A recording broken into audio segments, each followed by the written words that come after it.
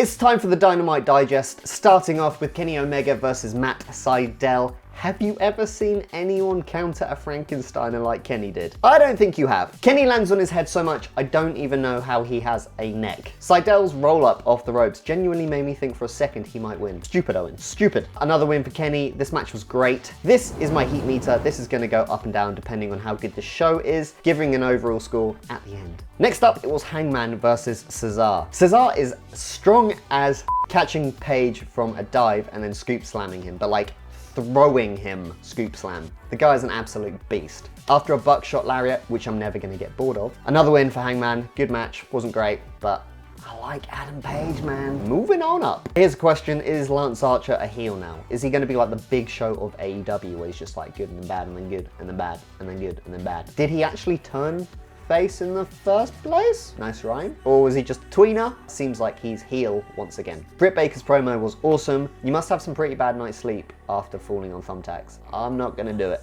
ever. Great promo. Can we push her to the moon already? I love her. The women's division is really picking up steam, and she should be at the top. Woo! How sick is Pinnacle's entrance video? Proper 80s throwback and music. Love it. Loads of this retro stuff gets done these days, but they nailed it for Pinnacle. Interesting to see how Sean Spears is going to fit into the group. He's kind of not really done much for a year. Kind of feels like Wardlow should have his spot already. The commentators are calling him the chairman again. I loved his chairman bit, even though he nearly killed Cody Rhodes.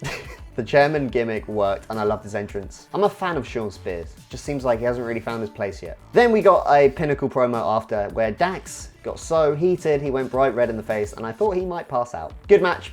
There was no way in hell they were going to lose this first match. A first good outing for Pinnacle. QT Marshall was cutting a promo on the stage. I usually think I'd rather see other people than QT. Fair play to him, he sounds like a great guy backstage. I just don't really like watching him on TV. He was calling out Cody, talking about why he's annoyed with the Nightmare family. Cody interrupted, offered QT a match. That's what we're gonna get. Next, it was the Lucha Brothers and Laredo Kid versus the Young Bucks and Brandon Cutler. Assumed Cutler was gonna get pinned in this because that's just what seems to happen. I feel bad for that guy. Whenever someone does a dive outside the ring, the crowd is like, ah! And then Cutler's like, I'm gonna dive. And everyone's like, yeah. I really like the tweener character of Pentagon. Like, is he good? Is he bad? Do we care? Keeps me guessing. I don't know if I've seen anyone land a Spanish fly like Laredo Kid. It looked sick. Brandon got pinned, obviously.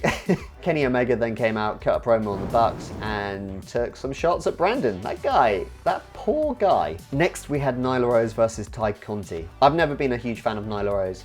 I'm glad she wasn't the first women's champion, although Riho wasn't that great either. I'm a big fan of Ty Conte, as well as Britt Baker. Let's just push her to the moon. How about we just put her on a rocket ship, ignite that sucker, and off she goes. I really feel like the women's division is starting to pick up. It's taken a while. There's some good wrestlers in the division now. I think it just struggled at the start, but we're getting there.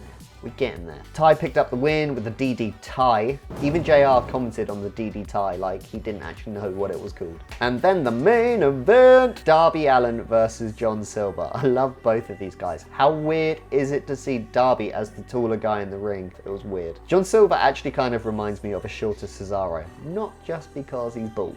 His quickness and intensity around the ring just reminds me of Cesaro. He's so entertaining to watch. His reversal of the stun gun into the Queen Slayer was smooth as anything. There were a few moments when I thought Silva might actually win. Stupid, Owen, stupid. Darby hasn't defended the title that much since he got it, so it's good that he's finally doing it. Because I don't really think he needed it for the whole feud with Team Taz and Sting. I think Sting being there was enough. He didn't need that championship. Could have given it to someone else. Glad he's defending it on TV now. This match was crazy hard hitting. How long can Darby actually wrestle like this? I'm glad he's doing DDP yoga. I worry for his body in the future. I do love watching him though, and I love the coffin drop. Coffin drop to the outside of the ring. Woohoo! Darby ends up rolling up Silva with Code Red for the win. Another win for Darby. Great match. Overall, this show was hot. I'm gonna give it an 8 out of 10. Do you agree with my comments? Let me know down here. Hit the like button and maybe even consider subscribing.